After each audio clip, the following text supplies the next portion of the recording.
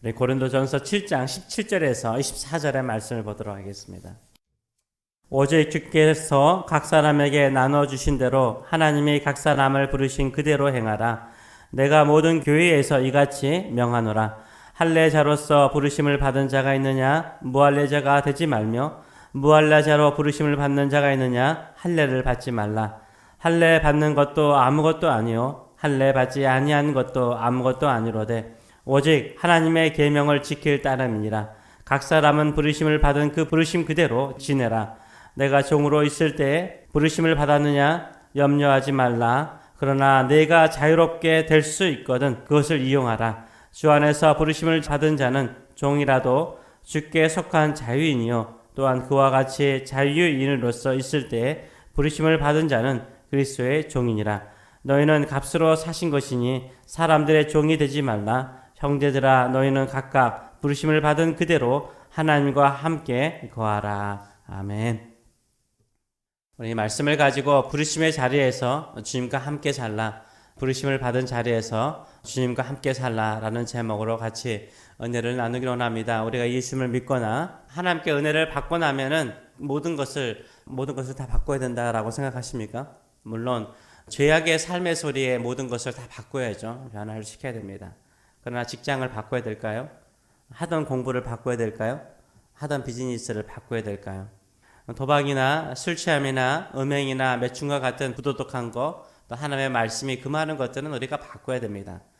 그러나 그 이외에 우리가 살아온 삶의 직업이나 일들을 바꿔야 하는가, 이런 생각을 해볼 필요가 있습니다. 오늘 본문은 그대로 지내라라고 말하고 있습니다.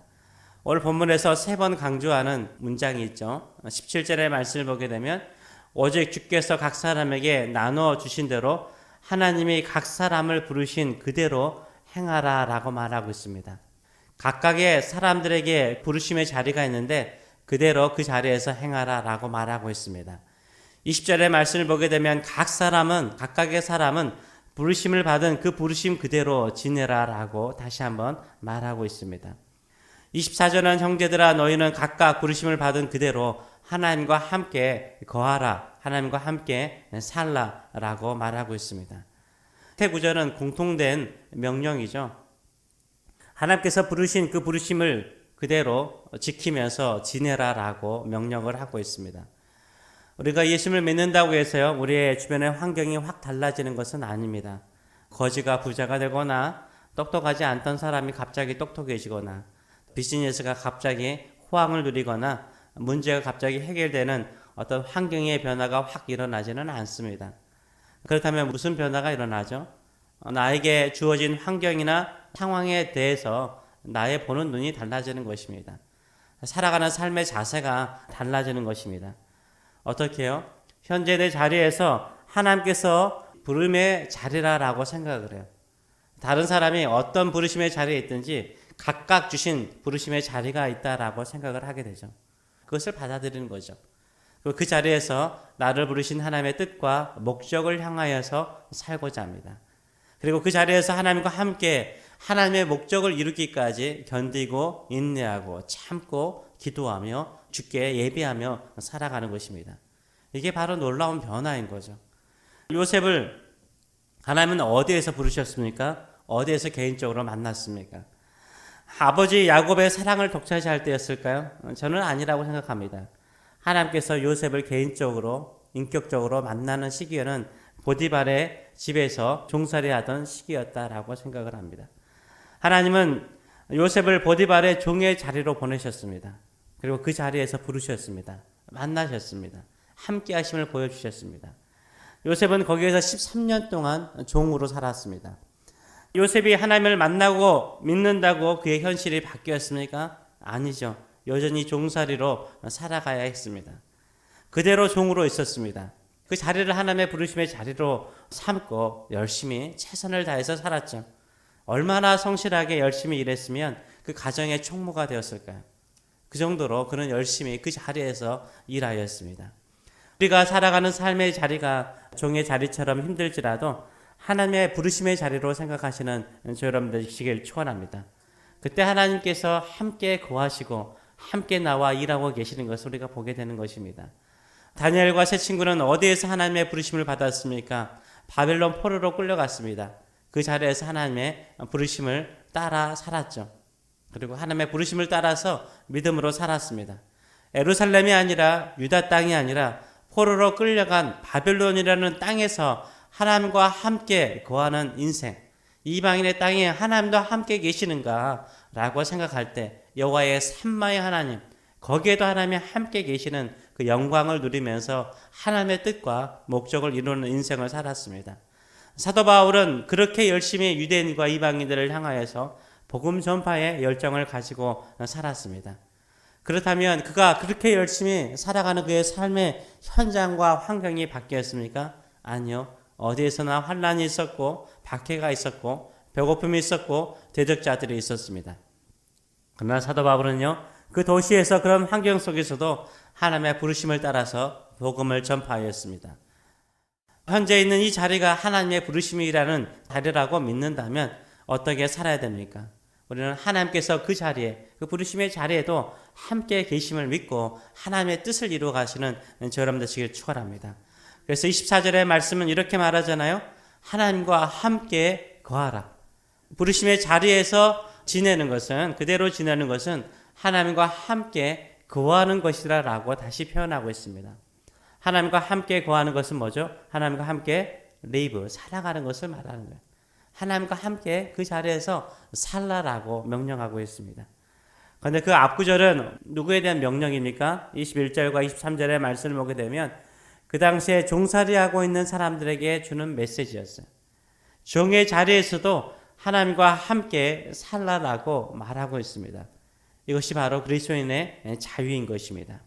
어떠한 자리, 어떠한 환경 속에 있더라도 하나님께서 함께하는 자리임을 믿는 사람, 또 하나님의 부르심과 뜻이 인다라고 믿는 그 사람이 그리스도인인 것입니다. 거듭난 그리스도인은 이렇게 살아가는 것입니다. 환경이나 여건이 하나도 변화되지 않았지만 그 열악한 환경과 여건 속에서도 하나님께서 나와 함께 하심을 믿고 하나님과 함께 살고자 하는 사람이 바로 우리 그리스도인인 줄 믿습니다. 이런 자유함을 가지고 살아가시는 저 여러분 되시길 축원합니다. 교회 안에서도요, 어떤 사람이냐면 우리가 이런 자유함을 가지고 환경이나 상황이 아무런 변화가 없더라도 내가 살아가는 그 자리가 하나님의 부르심의 자리라고 생각하고 하나님의 뜻대로 살려고자 하는데 교회 안에 있는 사람이요, 우리의 이런 자유를 빼앗아 갈 때가 있어요. 그들이 우리를 종으로 삼고자 할 때가 있습니다. 오늘 본문에는 두 가지 문제로 말미암아 신앙의 초보자들을 힘들게 했던 두 종류의 문제를 언급하고 있습니다. 하나는요, 할례였습니다. 또 하나는 노예제도였습니다. 할례와 노예제도. 그 당시에는 할례파가 있었고 무할례파가 있었죠. 할례파는 할례를 반드시 받아야 된다라고 주장하며 사람들을 괴롭혔습니다. 무할례파는 할례는 절대 받지 말아야 된다라고 이야기를 하고 있습니다. 이들의 주장은 무엇입니까? 자신의 신앙의 틀로 자신들의 편으로 줄 세우려고 했던 것이죠.